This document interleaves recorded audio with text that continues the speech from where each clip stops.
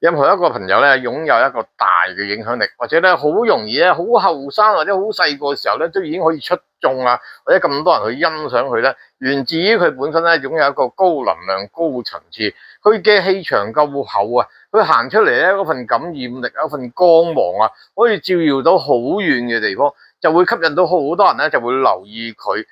中意 follow 佢，中意去聽佢支笛，或者咧佢表演任何一個咧角色，都會受到咧好多人嘅掌聲啊、鋪紅地氈甚至乎咧就目不暫捨嘅，隻眼係不停中意去留意住佢。其實佢講任何一句説話咧，都願意咧就豎起個耳仔咧，驚死會 miss 咗佢唱嘅或者講嘅任何一句句語咯。點解咁大嘅影響力？今日 Ken Sir 就為你去示範講解一個八字。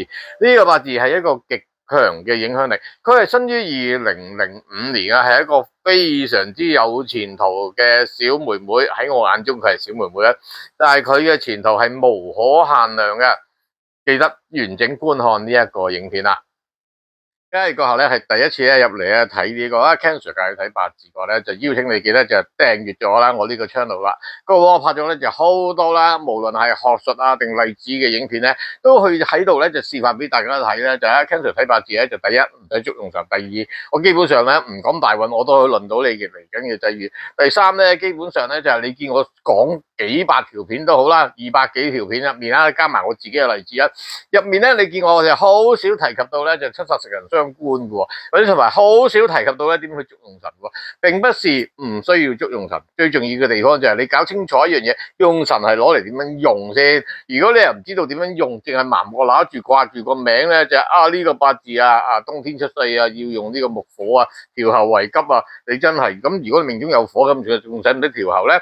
明唔明白啊？如果淨係執着咗個用神，但係又唔知個用神係點樣用嘅話，亦都唔同嘅老師，亦都有唔同嘅師傅，有唔同咧嘅捉用神嘅模式方法或者佢嘅諗法。因為點解佢嘅童年係貧窮嘅，佢就永遠同你去諗緊一樣嘢，就係咧點樣令到呢個八字更加有錢。但係可能你好期望咧，就喺呢個算命嘅過程咧，有人話俾你聽點樣可以脫單。又或者有啲朋友咧就好想自己咧有一個咧就協調嘅家庭，但係咧你同佢就講緊咧就點樣咧去四圍咧就識男仔識女仔，咁係咪好多時咧就風馬牛不相及啊？所以其實呢個用神係咪關鍵？係關鍵，關鍵你要用喺乜嘢位置先，唔好盲目揸住一樣嘢就係用神用神用神。講嘅説話咧，你唔識得講金木水火土嘅，只係講呢個七煞食人相關嘅。你有冇留意好多師傅都有呢個特質啊？你啲身邊嘅朋友或者你學咗咁耐八字，有冇呢啲咁嘅情況都喺你身上出現？所以咧，邀請大家咧，不妨咧可以參考下我俾你嘅例子入面咧，去幫你哋咧就點樣可以咧就係更加宏觀清楚通透嗰八隻字點去睇。因為你留意翻啦，我講咗幾百個例子入面咧，都冇講及到單一淨係講個日嘅，我係年月日時天干地支立音都一齊去睇，甚至乎咧嚟緊咧都會為大家去講解乜嘢叫命宮、身宮、胎元、胎息呢4大元神咯。所以記得就訂閱同埋咧就係咧繼續 follow 住我所為大家提供嘅免費嘅資訊啦。順帶一提，我喺下面擺咗一個連結，因為我開喺 WhatsApp 咧就開咗個群組咧，從一班朋友咧志同道合，大家想咧研究八字、分享自己嘅知識嘅群組。如果你好想學到更加多嘅話，你可以參與咧喺入面咧呢一個群組，我亦都會定期咧就有一啲唔同嘅例子同大家交流唔同嘅意見咯。不過講明先淨係講八字講其他內容嘅唔好意思啦。如果甚至乎咧有違反咧個人道德同操守嘅話咧，喺度賣告白講你嘅地產樓房營養食品保險嘅話咧，Ken Sir就會一律咧唔需要經你同意，我就會將你踢走啦，可以嘛？今日同大家咧就講解一位女士嘅八字，其實喺我眼中佢唔係女士，因為喺我眼中佢係一個小妹妹。2005年乙酉年出世嘅，佢整個八字就係呢個乙酉年啦，就庚辰月就癸亥日丙辰時。好啦，呢一個八字最特別嘅地方，亦都係 Ken Sir 好習慣地開任何嘅八字，我一定睇呢個八字有冇層次，有冇格局。因為呢樣嘢代表咗佢嘅影響力、佢嘅感染力同埋佢嘅能量狀態咯。佢嘅才華係啲乜嘢都唔使睇命宮都知道咧，佢嘅才華係啲乜嘢。因為命宮最特質嘅地方咧就係睇到佢本身今生最容易發揮嘅才華係啲乜嘢？將來有機會嘅，你參與我嘅課程咧，就會為你哋咧去教懂你哋咧點樣去睇通呢個命宮，你嘅天賦才華係啲乜嘢啦？講翻轉頭啦，呢個八字月有年庚辰月癸亥日就丙辰時，第一件事睇下佢行出嚟一舉手一投足有冇層次有冇格局。月木最重要睇嘅層次格局就係咧佢有冇丙火，因為任何一棵植物都一定離唔開有光合作用先至令到佢生長噶嘛，所以最大自然嘅力量咧就係咧同呢一個啦丙火好有關係，因為呢個係大自然嘅能量根源啊嘛，所以咧有丙嘅人咧就好鬼中意咧無條件咧不停咁付出到咧你夾硬唔要都唔得，但係你要記住一樣嘢喎，月木最怕咧同樣都係怕丙火喎。因為丙火過程咧就會晒窿咗佢，所以同一時間月木都必須要係一定要有癸水去滋潤住佢咯。因為如果佢冇水去潤住佢嘅話咧，就會點啊晒窿咗咯，變咗條鹹菜咯，明白嗎？呢一位朋友絕對唔係一個鹹菜，因為佢非常之咧好有呢個影響力，因為月木見到癸水又見到呢個丙火，再加埋月木同個庚金相合。你可能會覺得咁月庚合係咪會化金啊？呢個化唔化金係另外一回事，但係起碼知道一樣嘢，佢好懂得，因為月木有個強嘅地方啊，佢好懂得咧去依附。佢通常如果一個高嘅層次就藤蘿係夾啊嘛，因為有一棵蘭藤就最叻嘅地方咧就揾住一棵大樹，佢又多營養啊，又呢一個容易俾嘢去攀附，同埋最重要嘅嘢，棵甲木係唔會介意月木你去纏住我啊嘛。同樣月木，所以到咧邊度有權勢，邊度有營養，佢就識得去點樣去攀附住呢嘅特質。所以呢一個庚辰月亦都係佢攀附嘅特質。佢可以攀住呢一個金，而呢個金最特徵嘅地方，佢因為佢嘅地支有個辰土，辰土亦都係代表咗咧一啲可以俾佢一個月木去攀附嘅地方。所以佢非常之懂得咧係點樣睇住唔同嘅時勢。去攀附住唔同咧嘅叫做資源咧去提升佢自己。月木非常之大影響力，第一好容易好出名，因為月木見丙火，講下你哋嘅語言啦，你中意講嘅叫做傷官。月木見丙火為傷官，傷官就主名，亦都代表咗俾咗種感覺出嚟，所以佢咧佢嘅感覺力係嘅感染力亦都非常之強，亦都好鬼容易出名。佢喺2020年嘅時候咧，參加一啲比賽咧而去成名，亦都好多人認識佢。嗱，2020年佢係2005年出世嘅，即係換句話講，佢喺2020年嘅時候咧，佢都係啱啱係大約呢個15歲左右。佢15歲，佢嘅能量寄存都依然仲喺個年柱度喎。咁即係代表咗咧，佢嘅叫做咧專注性非常之高咯。好啦，翻轉頭講翻啦，月木見呢個酉金，佢係一個咧佢非常之中意係咩啊？專注做自己嘅事。如果你有 follow 開我呢一個 channel 咧，都知道啦，金木相克咧有冇嘅層次，有冇格局，係咪淨係斷曜，係唔聽人講嘢嗰隻啊？定係咧呢一個做嘢好鬼專注咧？如果金木相克嘅斷曜而見到水嘅話咧，呢啲朋友做嘢就非常之專心，係心無旁騖啊，專心去將件事情去做好佢嘅，唔會俾任何嘅噪音啊、別人嘅語言啊去影響到佢咯。所以呢一個朋友佢有冇水啊？佢係癸亥日啊，啲水多到嘭嘭聲啊，所以佢係一個非常之專心，中意做好自己嘅中意做嘅工作。呢個八字有冇一個特質嘅地方？最特質嘅地方，佢哋見到佢有兩個辰字，兩個辰字佢嘅才華就在於同金有關，因為辰酉合金。當然佢有個酉金喺度，呢個酉金我稍後再逐個解釋。兩個辰字佢嘅才華就同金有關係。咁呢一個金有冇出現？直頭出現咗佢嘅人生喺佢嘅生肖上面，所以佢本身佢嘅與生俱來，佢嘅性格就係可以發揮佢自己嘅才華。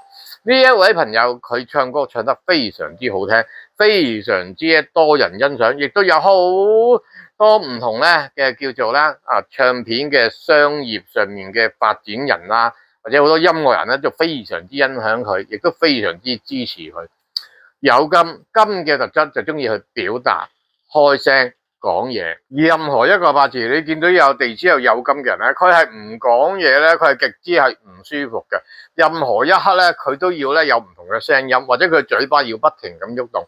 因為點解酉金喺八卦類象嚟講就為之叫對卦，對卦就代表咗我哋嘅嘴巴，所以呢一個就好鬼中意咧個嘴啊不停咁喐嘅。咁而咧有個特質嘅地方，點解佢嘴巴喐？點解唔係講棟篤笑嘅？點解唔係拍戲嘅？點解唔係做一個辯論家嘅，或者做一個演說家？點解要中意去唱歌咧？啊，你留意翻呢個同咧我哋嘅神煞入面咧呢一個空亡係好有關係嘅。你留意翻啦，佢喺呢個庚辰嘅時候，庚辰係代表咩？庚辰係代表咗佢嘅學習。庚辰呢一柱即係呢個月柱係代表咗佢呢個17歲至到咧就係呢個32歲。庚辰嘅空亡在於乜嘢？庚辰嘅空亡就係在於就係呢個申同埋酉啊，地支嘅申同埋酉，咁即係呢個酉金入咗空亡啦。兩個神土見到個酉金，咁當然神酉就係呢個藍血人，佢亦都好有一個高貴高檔次，亦都要求高嘅思維，所以佢對自己嘅要求非常之高。佢亦都擁有一份貴族嘅血統，亦都貴族嘅思維，每一樣嘢都要咧有唔同咧嘅美麗嘅包裝，所以佢對佢自己把聲音係非常之着重。有句說話啊，木空就則節啊嘛，火空就則發啊嘛，土空就則陷啊嘛。而金空就則鳴啊嘛，即係逢係金入空亡就會中意叫啊嘛，鳴笛嗰個鳴啊嘛，鳴係笛係乜嘢？令到個個人咧都聽到啊嘛，所以點解佢唱歌咁受歡迎，咁多人去呢一個認同咧？而呢一個八字亦都透過呢位福主咧，透過啲朋友嘅介紹咧而俾到 Ken Sir 嘅，佢係邊一位朋友咁啊？亦都無需要去特別去強調，因為我唔喜歡係我嘅風格。係不喜歡攞一啲明星啊、歌星啊、出名嘅人士啊，我唔中意碌人哋嘅卡嘅，唔中意借人哋嘅名氣咧嚟抬高我自己有幾準，我根本就係咁準啊！你有睇開我嘅 video 都知噶啦，基本上所有我陣營嘅朋友佢留言覆我都係講到我準到砰砰聲嗰隻噶啦，所以唔使講咁多噶。我亦都唔中意用人哋咧出咗名嘅地方咧嚟抬舉翻自己。但係呢個八字好值得學習嘅地方咧，就係因為佢可以咁細個就咁出名咯，明白嗎？就透過呢個金空則鳴，所以點解佢唱歌可以唱到有一個咁強嘅感染力、咁強嘅號召力？就好似我哋咧去吹笛啊、吹雞啊 B 咁咧啊，即係呢個 BB 聲咧，呢就係令到全世界去留意佢嘅地方。所以呢個朋友唱歌嘅成就係亦都係無可限量咯。好啦，月木佢點解有咁高嘅影響力啊？源自於第一件事，月木見到呢個癸水同丙火，所以第一件事月木入格，好有呢個感染力，好有呢個層次，好有呢個能量。月木入格嘅木嘅特質係咩啊？手長腳長，呼之欲出噶啦，亦都係一個咧10零20歲女，亦都好鬼死長嘅，佢都係手長腳長都比較高啊！有好多啲沒有6尺高嘅歌星都話佢仲高過佢嘅，咁啊大家自己估啦。明白嗎？而咧呢一個八字咧最特質嘅地方咧，佢有兩個辰啦，再加埋個亥水。佢好多時咧啲叫做咧朋友就訪問佢嘅感情世界。你留意翻啦，亥水就係佢做人妻嘅角色。個亥水見到辰土係有啲咩特質啊？藏謠咯，所以換句話講，佢拍拖都唔需要同你交代啦，唔需要話俾你知啦，明唔明白？再加埋佢係酉嘅年份出世，酉嘅年份出世嘅基本上亦都係一個桃花星，亦都係代表咗咧就好鬼多人咧就好鬼中意佢，尤其是佢開聲嘅地方咯，明白嗎？癸水仲有一個特質嘅地方喎，癸水係出現喺呢個八字入面咧，係出現咗一個叫做金白水清，所以佢行出嚟咧亦都有一份咧叫做咧外表上吸引到別人咧去留意佢，所以呢一個八字前身係收咗好多嘅福氣。月木入到格局，佢嘅酉金即係佢嘅歌唱嘅特質，亦都入到格局，亦都呢個酉金係佢嘅性格，因為酉金就要見到呢一個壬水同埋咧就係呢個己土，淨係有壬水都已經夠啦，已經，因為點解佢性格代表咗佢嘅性格有自己嘅奄尖，有自己嘅要求，有自己嘅標準咯。酉金見到呢一個癸水最特質嘅地方就係咧一個始星。亦都代表咗咧，佢好多時咧，亦都好強咧，嗰個叫做創造力。任何嘅歌曲可能係第二個歌手唱過，但係到佢手上，佢可以將所有成個曲嘅編曲啊，或者嗰個演繹風格咧，重新再去創造出嚟。所以點解佢咁容易出名，咁容易紅啊？因為佢都係做翻嗰個特質，就係做自己咯。做自己係最舒服，亦都最大感染力噶嘛。你同唔同意？你做唔做到你自己？呢個世界上面，如果你做唔到自己，永遠都要做喺人哋嘅嘴巴或者人哋嘅眼光、人哋嘅標準之下嘅話，咁你咪痛苦咯。咁啊，都係嗰句游水跑步人做我做咯，永遠都要活在一個社會嘅規範、社會嘅規則，別人啊俾你嘅標準，你有冇自己嘅標準咧？有冇自己嘅要求？冇嘅，咁咪唔好意思啦啊！你就為咗別人嘅討好，就換來無窮盡嘅悲哀。所有唔單止係你喎，係連着你嘅家族、你嘅仔女都要陪你一齊咩啊？活在別人嘅嘴巴，何苦咧？所以我都係鼓勵大家，可以有得揀嘅話，做翻自己，做翻一個你最舒服嘅你啊！咁你話我要揾食啊，剩啊咁樣，咁咪係咯，你嘅層次咪跌咗落去個揾食咯，咪又係人做我做游水跑步咯，有感而發講多咗啊，唔好意思。翻轉頭咧，就講翻呢一個八字咧，佢嘅事業位，佢嘅丙辰呢個事業位，丙辰呢個事業位，丙座下辰咧為之叫做響星。響星最特別嘅地方係非常之特別嘅地方咧，就在於咧係一個咧非常之有呢個影響力。丙座下見辰，而佢呢個辰去到變任佢做出嚟嘅結果，或者佢喺事業化上面咧。無論任何一個參與，其實講真一句咧，就勸佢唔做唱歌，去做其他事，都一樣可以紅，一樣多人認識。呢個係佢呢個八字上面擁有嘅特質，亦都係呢個小妹妹。我相信佢咧未投胎之前咧，為自己嗰個人生劇本咧，就已經係編排好晒咧，今世咧係要咧去覺察同埋要體驗，成為一代紅星咧嗰種感覺同埋體驗嘅，你都可以有權創造噶。你嘅八字雖然可能未足夠嘅所有條件啫，但係如果你學懂 Cancer 呢一套嘅算法，你知道點樣為自己附加一啲元素，令到自己可以做到一啲理想成為嘅人。不過最重要一樣嘢，你自己有冇諗過自己想成為個乜嘢人？有冇諗過自己想達到啲咩成就先？冇嘅，咪繼續做翻你嘅游水跑步，人做我做咯，明唔明白？好啦。呢一個八字同樣辰土，亦都叫見呢個丙火加癸水，又有條件。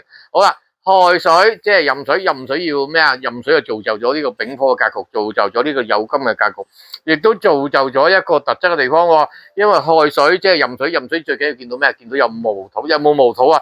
兩個山啊，兩個辰土啊，兩個春光明媚嘅辰土啊，佢仲係春天出世啊嘛。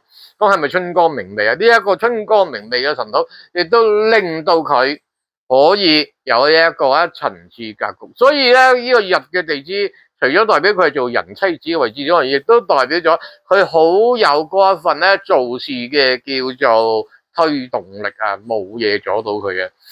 以呢一個咧西方嘅身心靈嗰種論法咧，日嘅地支為之我哋嘅太陽神經叢啊。太陽神經叢位置，如果咧可以入到一個層次格局嘅話咧，佢自然咧就會散發咗一種魅力啊，好似太陽咁樣啊。而呢個位置喺我哋身體係咩啊？就在於我哋嘅肚臍咯，啊，同埋咧我哋嘅腰骨後面咧嗰個命門穴啊，嗰個前後咧，即係呢條前面同後面咧就通住嗰個穴位咯。呢一個穴位入到格局嘅話咧，佢基本上舉手投足啊，就係一個人物啊。就唔係 low body 啊，係 some body 啊，明白嗎？呢個八字你哋睇到啲乜嘢咧？如果用翻日論命嗰個，會講緊啲乜嘢啊？癸水生於辰月啊，又冇淨係得個庚金啊，地支得個亥水，係咪身弱啊？身弱啊，咁啊大鑊啦！因為點解啊？身弱嘅話，咁佢就陽嘅年份，佢個大運就順行喎，庚辰就到咩？庚辰就順行咧，就係呢個辛字，辛字跟住到壬午，壬午啊，跟住到呢個癸未，癸未先至再去到咧呢一個癸未之後跟住到甲申，咁即係換句說話講，冇運行啦，起碼頭嗰幾廿年，但係而家紅到爆燈喎，幾大間機構都爭住同佢要簽約喎，佢都係揀選緊啲機構喎，巴閉唔巴閉？冇國際級嘅機構，佢係唔會騷佢。整個大中華區，成個國內都係人都識得佢啊！香港啊，好多唔同嘅叫做咧國內嘅官員嚟到，都由佢去親自喺呢一個咧御前獻唱啊！自己慢慢估下係邊一個啊？留言話俾我知啊！你對呢個八字有啲咩睇法？身強身弱派啊，你又睇到啲乜嘢？你淨係用個日論命嘅話，睇唔睇到我頭先講咁多嘅資訊啦？留言話俾我知啊！歡迎大家切磋切磋啊！世界各地嘅朋友，如果你好想學懂 Ken Sir 呢一套點樣去睇懂一個八字，點樣去掌握啲數據，點樣為一個生命去創造價值，或者去為人哋嘅生命去揾到佢更加有價值嘅地方嘅話，你可以參與我呢個國際版嘅網課，明白嗎？嚟緊亦都會有更加多咧就免費嘅資訊同埋唔同嘅例子咧，為大家去講解翻咯啊！再次溫馨提示，記得訂閱咗同埋將呢個資訊分享俾更加多朋友認識啦。無論你係學緊八字定係未學過八字都好，Ken Sir依個 channel 都會為你貢獻更加多嘅資訊，令你為自己嘅生命去創造更多嘅價值。下個 video 再見大家，拜拜。